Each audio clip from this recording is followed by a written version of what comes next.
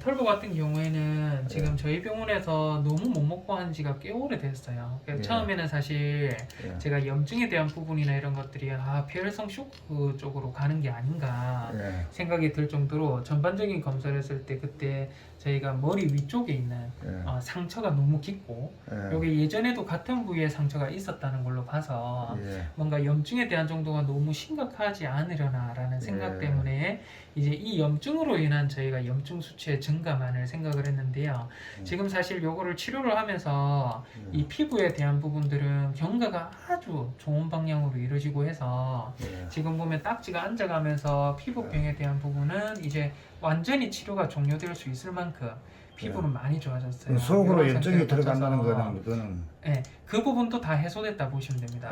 그래서 일단은 제가 요거에 대한 해소 과정은 제가 지금 하나하나 좀 설명을 드릴 건데 요렇게까지 적어졌다가 이제는 완전히 완치예요.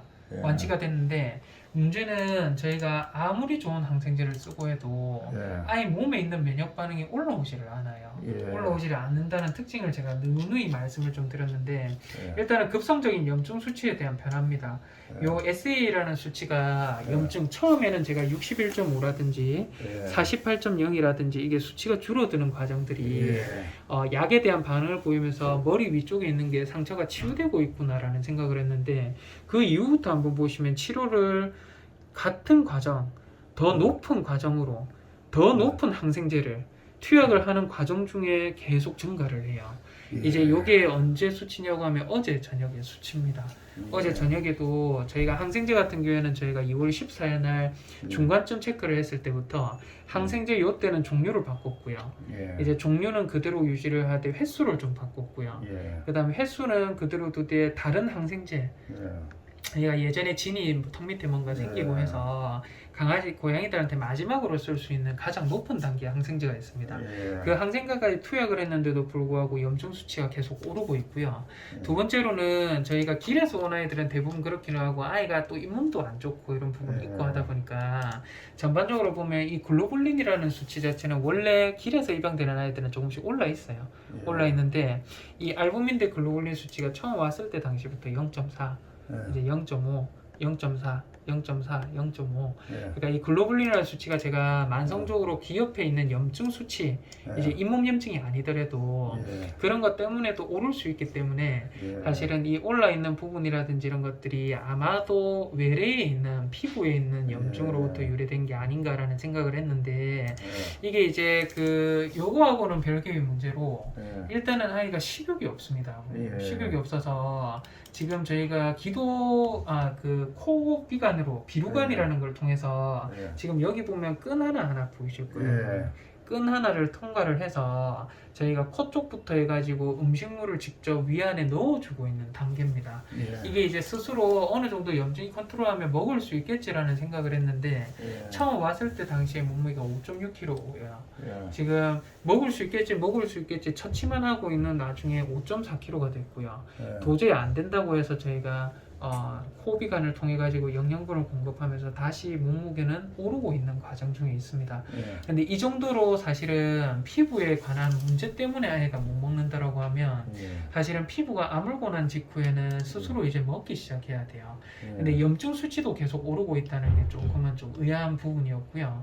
두 번째로는 저희가 이 길에서 입양되는 아이들은 길에서 사료만 먹고 가정에서 생활하는 아이들하고는 좀 다르게 흙도 좀 먹을 수 있고요. 아니면 또 주변에서 챙겨주는 뭐 생선이라든지 다른 물질들도 먹을 수 있고요. 배가 고프고 하다 보면 오염된 물이라든지 흙탕물 같은 것도 목이 마르고 하다 보니까 마실 수 있고 해서 일반적으로 저희가 장 주변에서 장을 보호하기 위한 임파선이라고 해서 림프절이 부을 수밖에 없는 환경을 가지고 있어요. 그래서 길에서 아버님이 이제 입양하고 저희 병원에 검진받으러 오는 아이들은 대다수가 처음에 검진하고 하면 대부분 장에 있는 림프절, 임파선이 부어 있습니다. 일반적인 경우에는 저희가 노출이 안 돼야 되는데 초음파 검사를 보면 많이 커져 있는 부분들이 보여야 되는데 지금 털보 같은 경우에는 어제 검사를 했을 때 점점 항생제가 좋은 것들이 들어가고 점점 신경을 써서 뭔가를 하고 있는데 장각막 임파선이라고 임파선이라고 해서 림프절이 이렇게 부어요.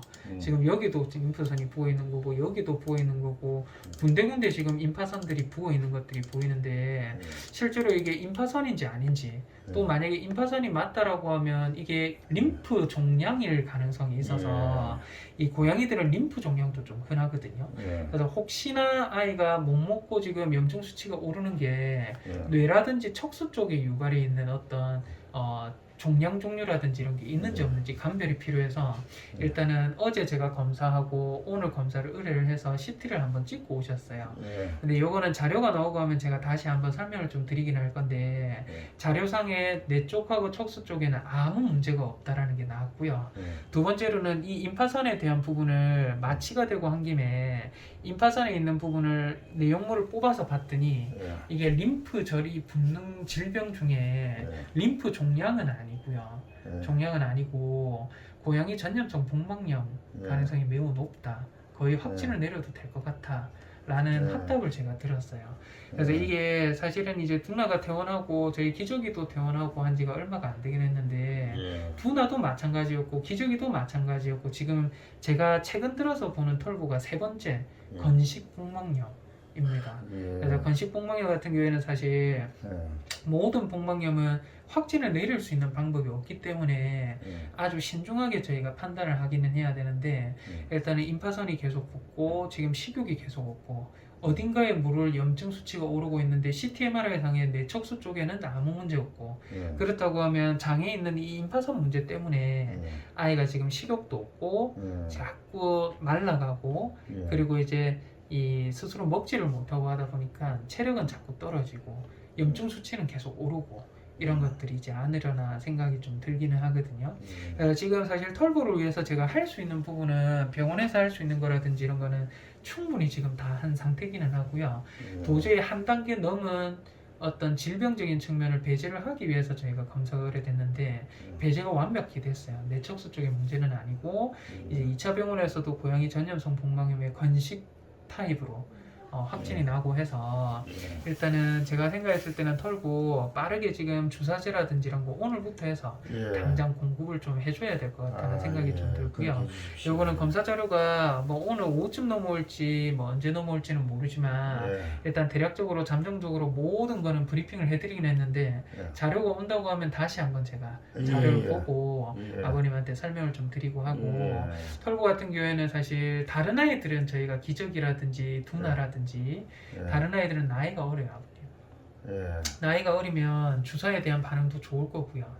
이제 주사에 대한 반응 외적으로도 회복하는 정도라든지 이런 것들이 충분히 늘어나지 않을까 싶은데 일단은 털보 같은 경우에는 스스로 먹지를 못하기 때문에 지금도 저희가 2-3시간마다 한 번씩 갈아서 소량만큼 계속 영양분을 공급하고 못 먹고 이제 탈수가 있다 하면 수액도 공급하고 계속 그런 과정들을 반복하는데 한 가지가 더 추가가 돼서 복막염에 대한 저희가 치료까지 병행이 돼야 되는 환자거든요. 그래서 나이도 많고 몸에 있는 면역 반응도 처음에도 여기 귀 쪽에 염증이 심했지만 염증에 대한 자기 면역 반응이 없었어요.